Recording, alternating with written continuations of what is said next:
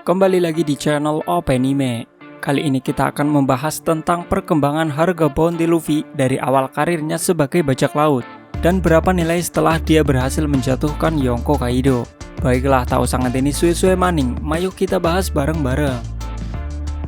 Bounty adalah nilai harga yang dikeluarkan oleh pemerintah dunia terhadap seseorang dan sebagai hadiah untuk orang yang berhasil menangkap salah satu buronan yang mereka cari. Jumlah bounty sendiri ditentukan berdasarkan tingkat ancaman dari mereka terhadap dunia. Di mata bajak laut, bounty sendiri dijadikan sebagai tolak ukur kekuatan seseorang. Semakin besar bounty mereka, maka semakin besar pula kekuatannya. Namun berbeda jika dilihat dari sudut pandang pemerintah dunia. Mereka mau menghargai seseorang dengan bounty tinggi hanya karena memiliki potensi untuk menjatuhkan eksistensi mereka, terutama dalam hal yang berkaitan dengan kebusukan pemerintah dunia. Contoh halnya adalah Nico Robin yang dalam umur 8 tahun saja sudah memiliki harga bounty yang sangat tinggi. Itu karena Robin adalah orang yang berpotensi untuk membongkar rahasia pemerintah dunia.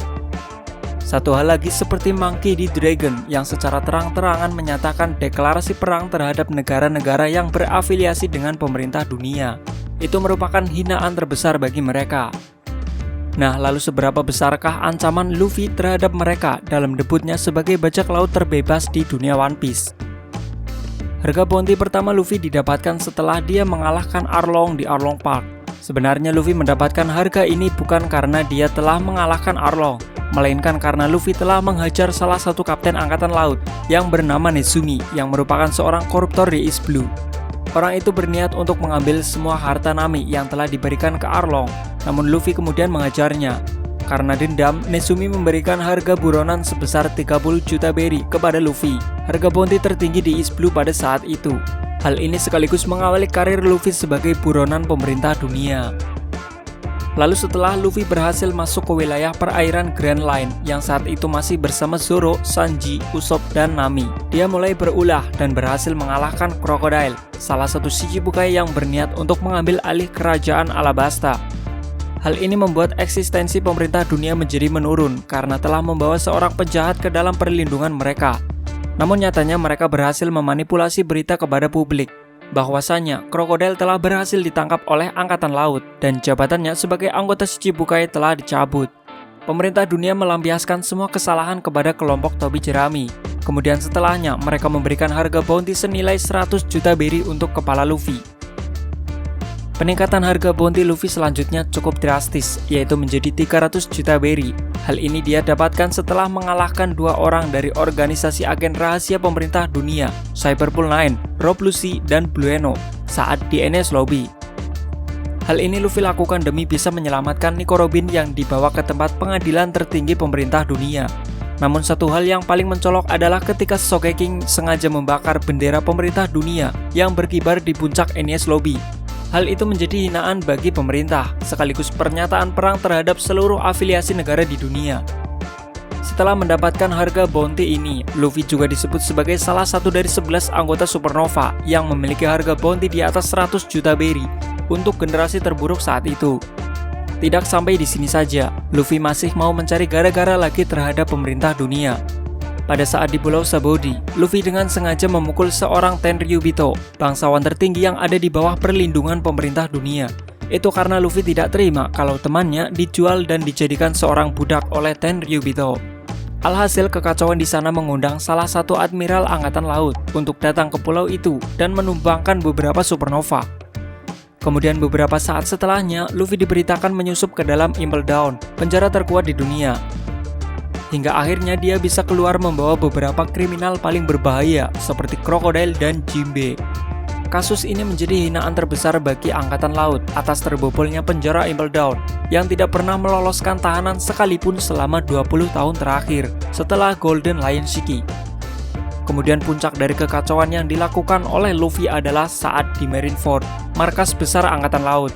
Itu karena pemerintah telah mengetahui garis keturunan Luffy yang merupakan putra dari Monkey D. Dragon, seorang revolusioner yang menentang langsung terhadap sistem pemerintah dunia, dan juga cucu dari Monkey D. Garp, pahlawan angkatan laut yang telah menghancurkan bajak laut terkuat sepanjang masa, bajak laut Rocks. Luffy dicap menjadi kriminal yang lebih berbahaya oleh angkatan laut. Pada perang di Marineford, Luffy bahkan berhasil menyelamatkan Ace yang akan dieksekusi di atas panggung dengan perlindungan dari Yonko Shirohige. Meskipun pada akhirnya Luffy harus melihat kematian Ace di depan mata kepalanya sendiri. Semua ulah Luffy terhadap Angkatan Laut telah membuat pemerintah dunia geram dan memberinya harga bounty tambahan menjadi 400 juta berry sebelum akhirnya Luffy pergi berlatih bersama Rayleigh selama 2 tahun dan menghilang dari pemberitaan publik. Setelah time skip selama 2 tahun, Luffy mulai berulah kembali. Dia beraliansi dengan Trafalgar Law dan berhasil mengalahkan Don Quixote Doflamingo yang merupakan salah satu Shichibukai dan keturunan dari bangsawan dunia.